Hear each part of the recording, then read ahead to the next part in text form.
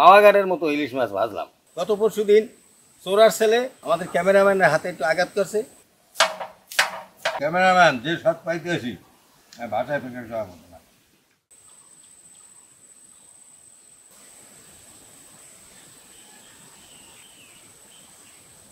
আসসালামু আলাইকুম দর্শক, কেমন আছেন? আমি বেশি ভালো না। গত পরশু দিন চোরার ছেলে চোরে একটা খালি ব্যাগ রেখে গেছিলে, এই ব্যাগটাই আজকে আমি বাজার আনছি।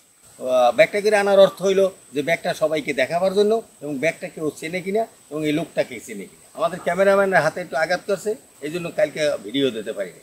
ক্যামেরাম্যান, তোমার হাতটা একটু দেখাও তো। হাতটা একটু ব্যান্ডেজ করে নিতে হয়েছে। ঘরে ওঠে নাই, ঘরের বাইরে ছিল। আমার বৌমা আমার নাতনিকে পড়াইতে আছে, ওই জায়গায় আইসা জানলার মধ্যে আইসা একটু কুদে, এইরকম একটা কুদেছে। তাই যা আমার নাতি আর আমার বৌমায় কালে ডরে এই ছিটে আইসে। আসার পরে আমি আর আমার এই ক্যামেরাম্যান, আমার ছেলে, বড় ছেলে, তাকে নিয়ে আমরা ঘুরিয়া দেখলাম যে কোথাও তন্না করলাম, পাইতেছি না।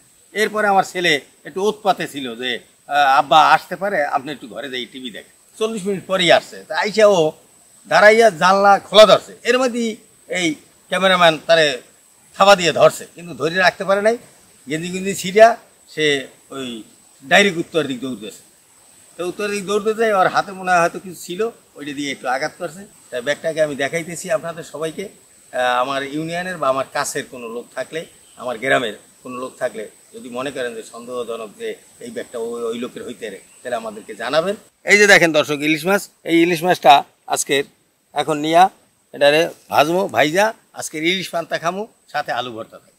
চলেন দর্শক, আর ক্যামেরাম্যানের জন্য একটু দোয়া করেন, যেহেতু হাতে একটু ব্যান্ডেজ, এই জন্যই আমি কালকের ভিডিও দিতে পারি নাই। ব্যাগটা কিন্তু খালি রেখে গেছিলে, ব্যাগটার ভিতরে কিছুই পাই নাই। কিছু পাইলে তো একটু সন্দেহ আর একটু ভালোভাবে করতে পারতাম। কোনো কিছু নিয়ে আসে না, খালি ব্যাগটাই ফালাই গেছে। ও যে দৌড়তেছে, দৌড়েই আর আমার এই ক্যামেরাম্যান ধরতে পারে নাই।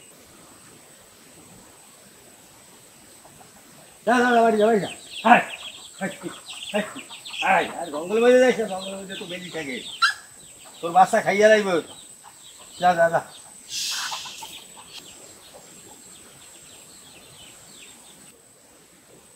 বৌমা আবার স্কুলে গেছে, আফরিনের পরীক্ষা, আপনি একটু ভয়ও পাইছে। আপনি এখন ওই ওর মার কাছে শোয় না, আমাদের কাছে ইয়ে শোয়। কালকে রাত্রে আমার কাছে, আমাদের কাছে এই শুয়েছে, ও ভয় পাইছে।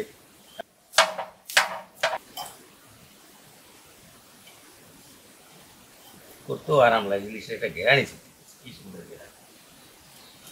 মাছ কটা শেষ, এখন মাছটা একটু ধুয়ে নেব।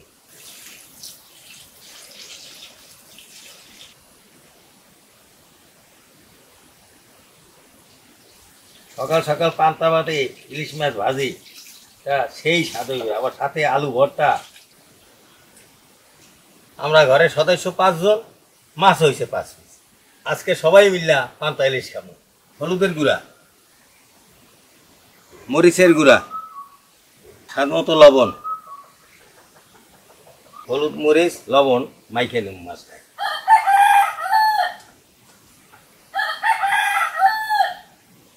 হলুদ মরিচ মাখা শেষ, এখন আমি ভাইজে নেব। ইলিশ মাছ ভাজার জন্য সয়াবিন তেল,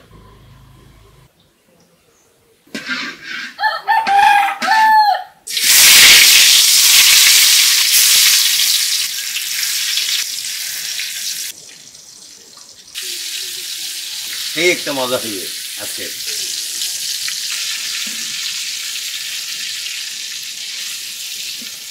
চোরের ব্যাগে করে এই বাজার করে আনলাম, যে আপনাদের দেখাবার জন্য যে চোর আইয়া আমারে কি ঝামেলাটা করিয়া লাগবে।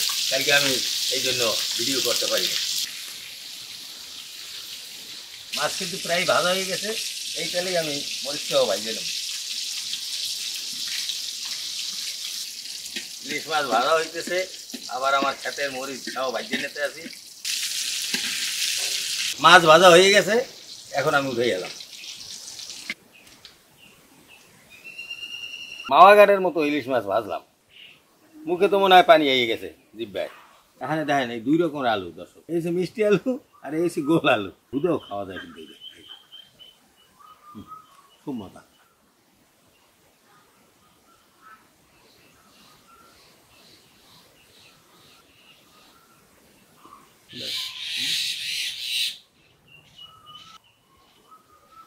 পান্তা ইলিশ সেই তো স্বাদ।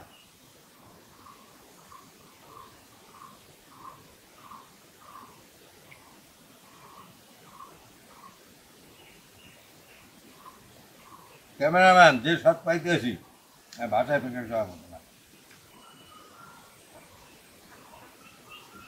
আগামী দিন নতুন ভিডিওতে দেখা হবে।